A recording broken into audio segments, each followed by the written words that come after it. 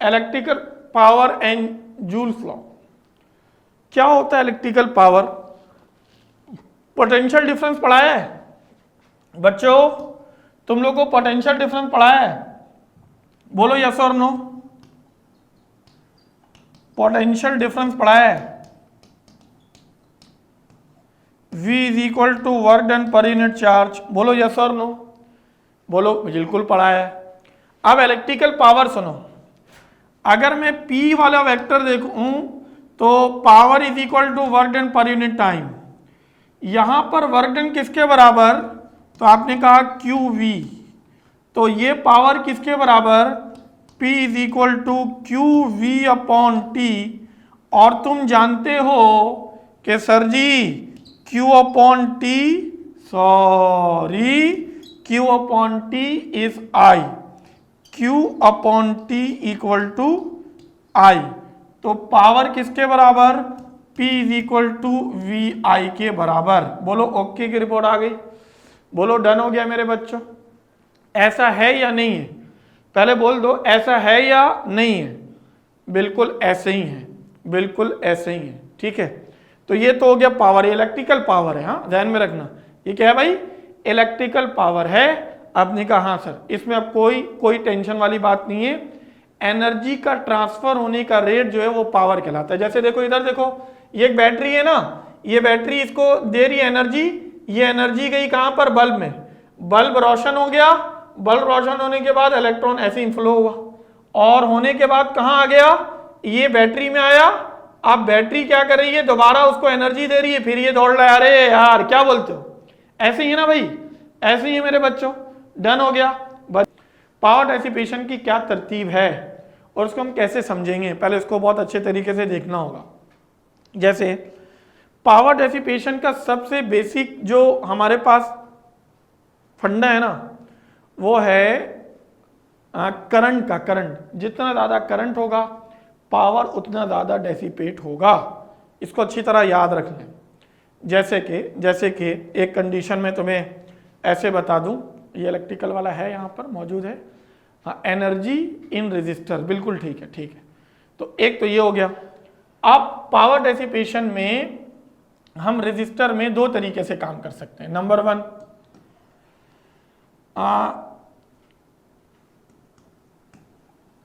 Resistor in series. चलो भाई, चलो P is equal to VI पढ़ा है ना। मुझे बताओ सीरीज में करंट सेम होता है या वोल्टेज? सारे बच्चे बताओ, सीरीज में करंट सेम होता है या वोल्टेज? करंट सेम होता है, वोल्टेज? सीरीज में करंट सेम होता है। जब करंट सेम होता है तो मेरे पास आ जाएगा ये V is equal to IR, तो ये हो जाएगा P is equal to I square R। ये सीरीज कॉम्बिनेशन का है। नंबर टू, गौर से सुनना, रेजिस्टर्स इन पैरेलल। पैरेलल में क्या होगा? P is equal to VI। अगर मैं तुमसे बात कर लूं I is equal to V upon R, तो अब पावर किसके बराबर हो जाएगा? P is equal to V square upon R। अभी तक बोलो सही है गलत है? अभी तक बोलो सही या गलत? जी एवरीवन, अभी तक बोलो सही या गलत? जी। अब सुनो, तीन फॉर्मूला हो गया पावर का। P is equal to VI, I square R और V स्क्वायर अपॉन R। अभी तक बोलो डन। ओके की रिपोर्ट आ गई, ताकि आगे, अभी तुम्हारे बुक में ऐसे ही लिखा हुआ है, लेकिन मुझे तो थोड़ा सा डिस्क्राइब करना था। क्या कहते हो? तुम्हारे बुक में ये लिखा हुआ है, ये तुम्हारे बुक का है, इसको तो मैं तुम्हें समझा रहा हूं। बोलो ओके की रिपोर्ट आ गई। तो energy is dissipated when a particular amount of power is dissipated over a period of time. जैसे कि P इज इक्वल टू क्या था भाई? P is equal to W upon T, तो W इज इक्वल टू क्या होगा? PT। और ये जो W is equal to PT है, इसी को क्या पढ़ेंगे?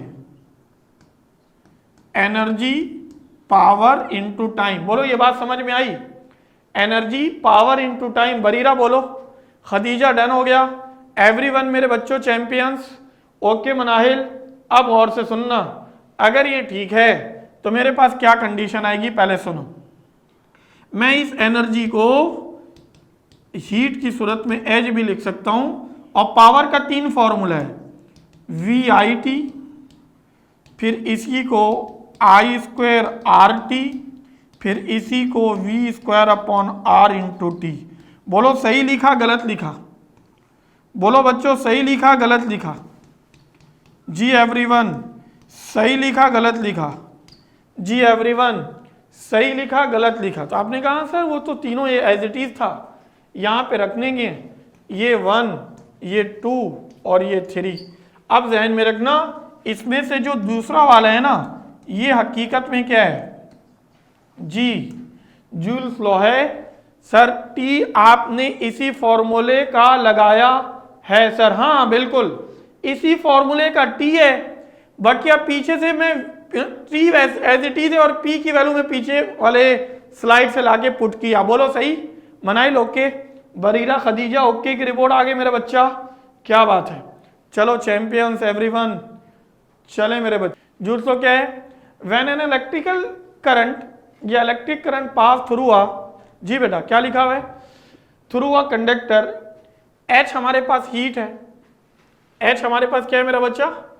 हीट है, आर रेजिस्टेंस है, टी टाइम है, तो मेरे पास जूल्स लॉ के मुताबिक H is equal to I square R T. अभी दूसरा फॉर्मूला ये लिखा हुआ था, अरे बच्चा बाटी बनीरा मनाइल मेरा बच्चा खदीजा, तो तुम्हारे पास तो एक कंडीशन ये आई थी, मैं लिख देता हूँ यहाँ पर, सॉरी ये लिख देता हूँ, यूनिट रह गया मेरे से, यूनिट ऑफ पावर। तो इसमें क्या लिखोगे? P is equal to W upon T, it is joule ये पर सेकेंड, इसी को वॉट्स कहते हैं। बोलो यस और नो? बच्चा बाटी ओके? पहले बोलो ओके, वॉट्स कहते हैं। अब सुनना, एक तो ये हो गया, फिर अगर मैं इसी में एनर्जी वाले पैरामीटर को डिस्कस करूं तो एनर्जी वाला पैरामीटर क्या है वो भी सुनो। तो इसको लिखेंगे, चलो मैं अलग से लिखवाता हूं, यूनिट इसको लिखते हैं 1 किलोवाट किसके बराबर? 1000 जूल पर सेकेंड। बोलो लिख सकता हूं या नहीं लिख सकता? बोलो बच्चों ये लिख सकता हूं या नहीं लिख सकता हूं? 1 किलोवाट 1000 जूल पर सेकेंड या 1000 वाट। बोलो डन? डन मेरा बच्चा एवरीवन। अगर मैं लिखूं 1 किलोवाट आर तो क्या लिखोगे? 1000 जूल पर सेकेंड इंटू 3600 सेकेंड। गौर से सुनना, अब सेकेंड से सेकेंड कैंसिल, ये आ जाएगा 1 kilowatt hour equal to 3.6 into 10 की पावर 6 जूल।